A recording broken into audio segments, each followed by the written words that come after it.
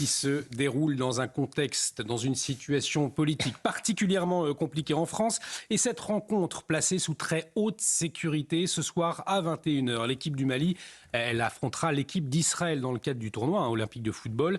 Et il y a cette crainte de débordement dans le dispositif policier sur place. Eh bien, il est considérablement renforcé, comme nous l'explique Maxime Leguet. Ici, devant le Parc des Princes, c'est un vaste dispositif de sécurité qui a été mis en place avec de nombreux contrôles, barrières qui ont été installées pour fermer, boucler la zone ainsi que les rues adjacentes au stade. Ce sont près de 1000 policiers qui vont assurer la sécurité du match de ce soir puisque l'affiche est loin d'être anodine. Il s'agit de Mali-Israël. Or, on sait à quel point la délégation israélienne va bénéficier d'une surveillance particulière pendant ces Jeux Olympiques, elle qui est tout particulièrement visée par des menaces d'attaque d'ordre terroriste. La France qui a d'ailleurs annoncé qu'elle allait notamment mobiliser le GIGN pour assurer la sécurité des athlètes israéliens. Mais indépendamment de cette affiche à haut risque, on sent bien que c'est un vaste dispositif de sécurité qui est en train de se mettre en place ici à Paris avec de nombreux barrages, contrôles et patrouilles qui circulent dans les rues de la capitale. On sent bien que le plus grand événement sportif du monde s'apprête à débuter et que ce sont l'ensemble des forces de l'ordre qui sont sur le pied de guerre ici à Paris.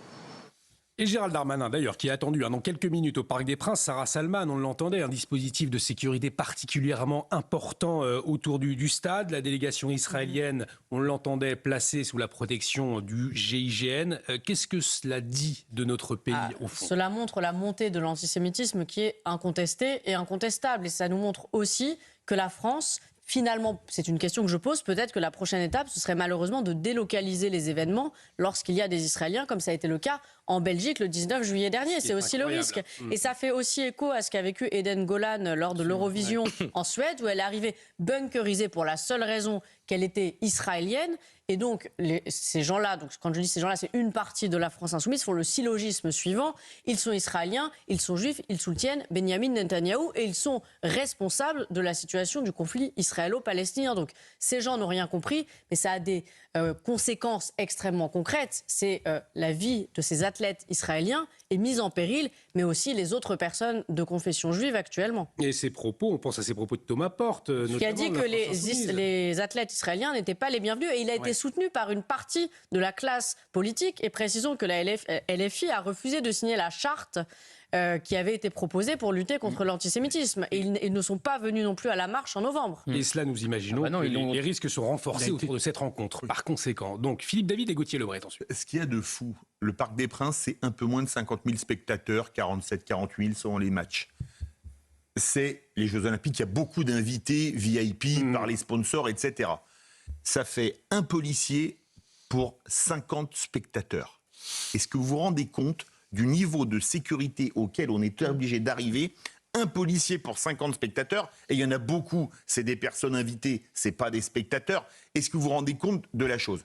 Par contre, unités d'élite pour protéger les athlètes. En revanche, ce qui est intéressant, évidemment, on espère tous que ça va très bien se passer. Ça donnerait quand même un peu le coup de pied de l'âne à nos voisins belges, où aucune ville, que ce soit en Flandre, en Wallonie, à Liège, à Bruges, où ils ont quand même des stades de football, n'a eu le courage d'accueillir le match entre la Belgique et Israël de la Ligue des Nations. Je pense que là, ce serait vraiment un bon coup de pied de l'âne pour eux. Ils ont eu la volonté de ne pas les accueillir. Et réjouissons-nous. Ils ont eu le courage.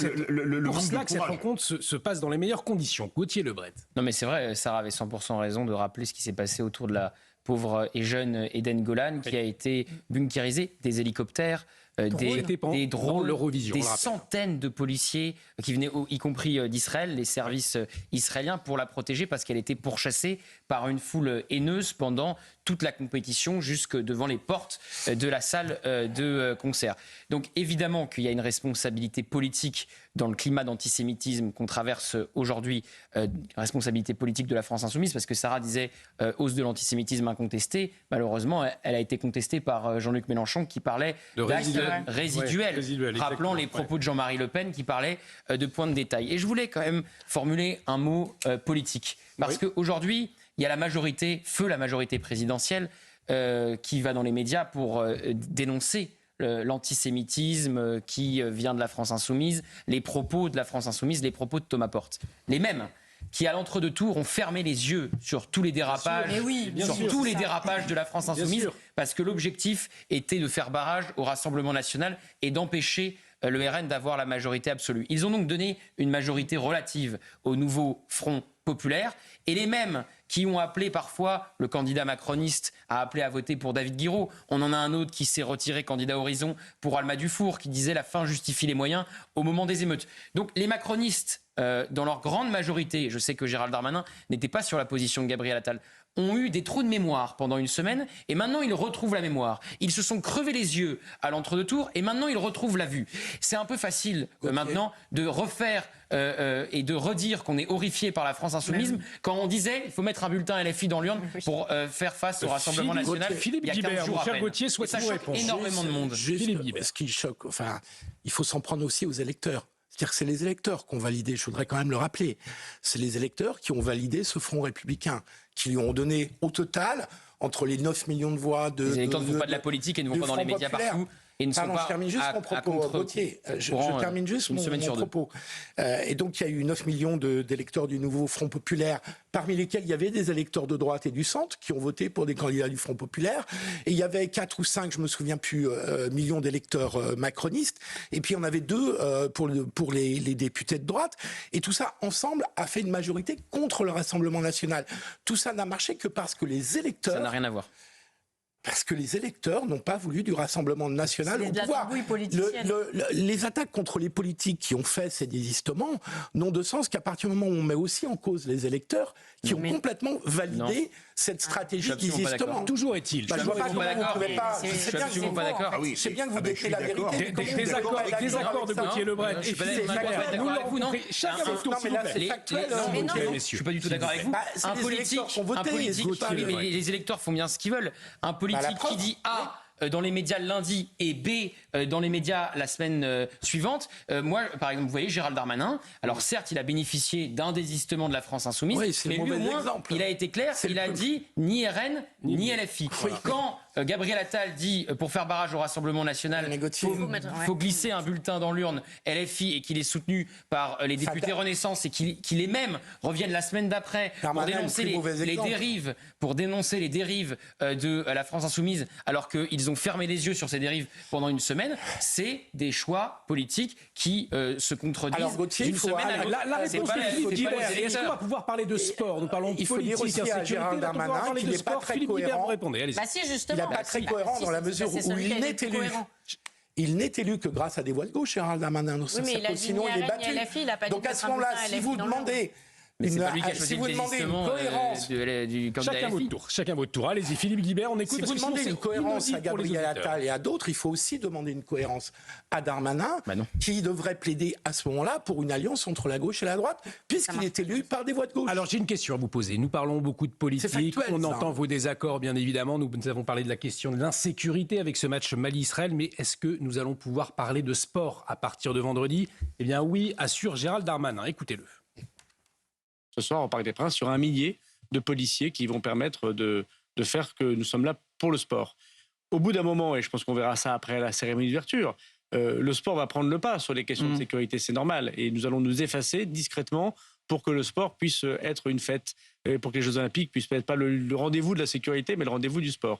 Mais oui, ce soir est un match important pour le dispositif de sécurité. Raphaël Steinville, est-ce qu'à partir de vendredi, nous allons parler sport et uniquement sport? Est-ce que les Jeux Olympiques vont prendre le pas sur la politique, prendre le pas sur les questions d'insécurité, selon vous? On peut l'espérer, on ne peut faire que ça jusqu'à présent. Oui, c'est la raison même d'être de ces Jeux Olympiques que de célébrer le sport. Mais pour autant, les menaces qui pèsent sur ces Jeux, et tout le monde en est très conscient, font qu'on est pour l'instant focalisé, à commencer par cette cérémonie d'ouverture.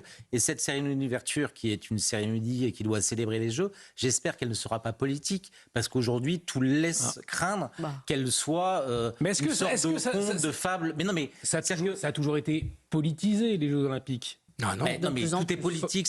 Une fois qu'on a dit ça et qu'on n'a rien dit, il y a des cérémonies qui sont plus ou moins orientées. Là, la manière dont les auteurs de cette cérémonie ont présenté les choses, notamment dans une interview au Monde, la manière dont le président lui-même a esquissé cette cérémonie laisse craindre qu'au-delà du grandiose et de l'hubris qui transparaît dans un certain nombre de désirs du président, il y ait une vocation politique et idéologique qui nourrisse un certain nombre de polémiques et qui viennent parasiter le sport qu'on devrait célébrer à partir de vendredi. Eh bien, nous verrons bien si à partir de vendredi, nous parlons politique ou nous parlons sport. On n'est pas une chaîne sport, on ne va pas faire le détail. Non, bien évidemment. Mais on verra, on parlera insécurité, on va suivre tout cela aussi de très près à notre façon. Ou en 4-4-2, ça c'est une vraie question. Est-ce que vous pourriez parler français?